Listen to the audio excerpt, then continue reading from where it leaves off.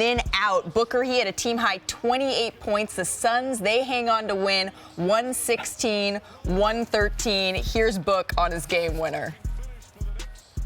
Yeah, this one, I told him in the huddle, I knew they were going to double and, catch it, look away, and then, bring it back to me. So, it's a shot that I've imagined in my head, multiple times. So I feel like I've been there before.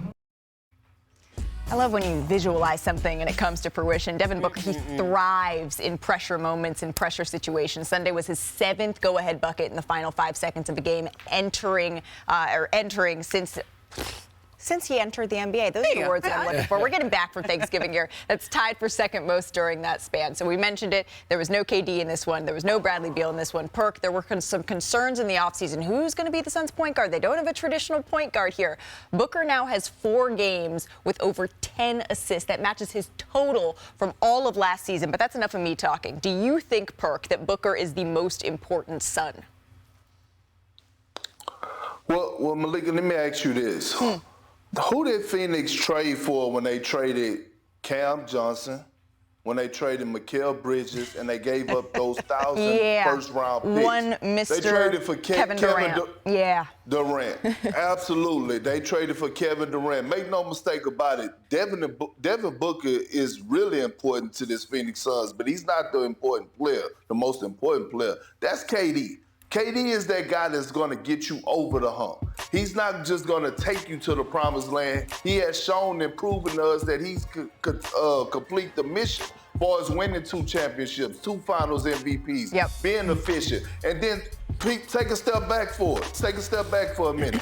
Even if KD is not the leading scorer in any series, him being on the floor helps Devin Booker out so much because now Kevin Durant is going to demand so much attention. Devin Booker is going to be able to get into his bag in the isolation one-on-one and do what he do best by just having KD on the floor. Sure. Look, you're right. Kevin Durant is the most important Sun. Okay. But we're also discounting and taking for granted how great Devin Booker is. I mean, he's playing out of position as a point guard. That's not his normal role. But he can organize an offense. Since he's come back from his injury, they're averaging 28 assists a game.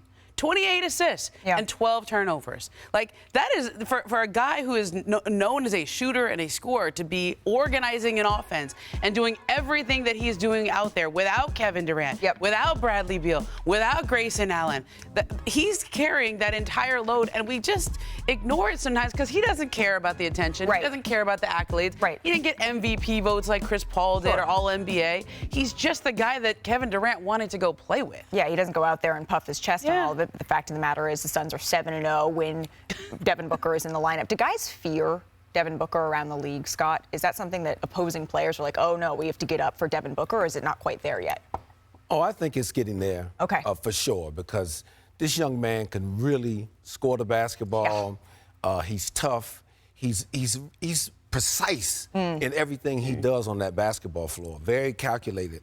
And I think he's a tough guy to defend because not only can he shoot the ball from 3, he can also do a great job of getting into that lane and scoring from that 2-point area. He's lethal in that area, and he's just going to keep getting better. There are not enough words. There are not enough things that we can say about Devin Booker and how good he has gotten, how much he is elevating this Phoenix Suns team. But I would be remiss not to ask you about the other side, about the New York Knicks. You spent years as the general manager, Scott, of the Knicks. You were a part of constructing this team. You're making a little bit of a face. It's currently constructed. What do they need to do to hit their ceiling?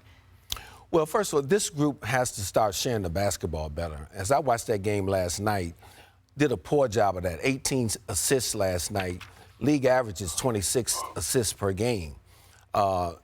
They cannot live on a steady diet of one-on-one basketball. They're at their best, and they're a better shooting basketball team when they share it and share it well. So they needed to do that. They didn't rebound the ball. They didn't play Knicks basketball last night.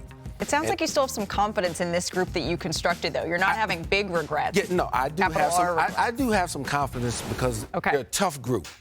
Resilient. And resilient, and toughness perseveres in this league, and you can win with that. That's been there. That's certainly been there. How do they lose this game at home? I mean, you have Devin Booker is the one of the 3 stars that is out there. Kevin Durant's not there. Bradley Beal. How do you lose that game?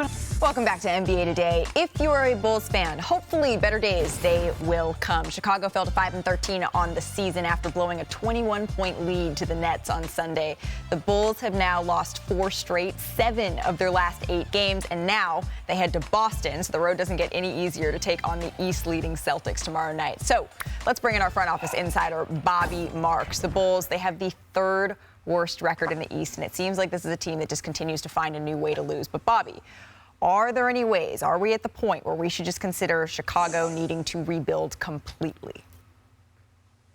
Yes, I think we're at that point, 5-13. The unfortunate thing is the rest of the league is still looking at their own teams and evaluating themselves. And I think, Malika, when you look at the Chicago team, since March of 2022, Chicago has not won more than 3 games in a row. So what makes you think that all of a sudden the flip is going to switch a turn here? And I think when you look at their upcoming schedule over the next 9 games, we could be talking on December 18th that Chicago is 5-22 based on what they're looking at right now. And when you look at the trade restrictions here, December 15th, the first day players who signed free agents contracts can be traded.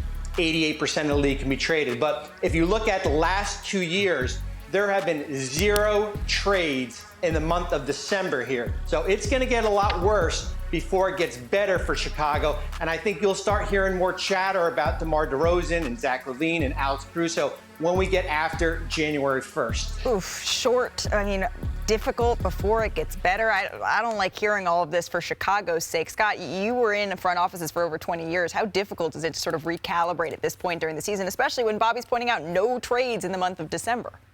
Extremely difficult to come to that decision because basically you're waving the white flag on this season and you're saying we're going to take this team down to the bottom and try to build up with no guarantee that you'll ever get back there. You're going to be heavily dependent upon drafts going out into the future, and it's just a very difficult undertaking for any organization, and especially in a place like Chicago, a big media market. All those things go into consideration. So I do not envy that position right now of the Chicago Bulls. Perk, last word on this.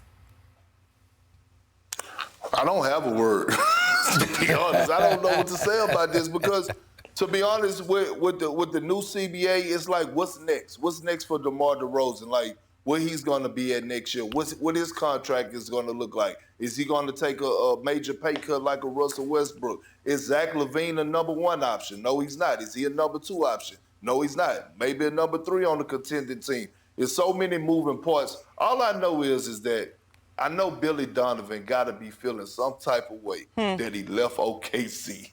He could actually be coaching SGA and Chet Holmgren right now. And this is the conversation surrounding Zach LaVine, DeMar DeRozan, and others that front offices are going to be having over the next couple of weeks. Bobby, thank you.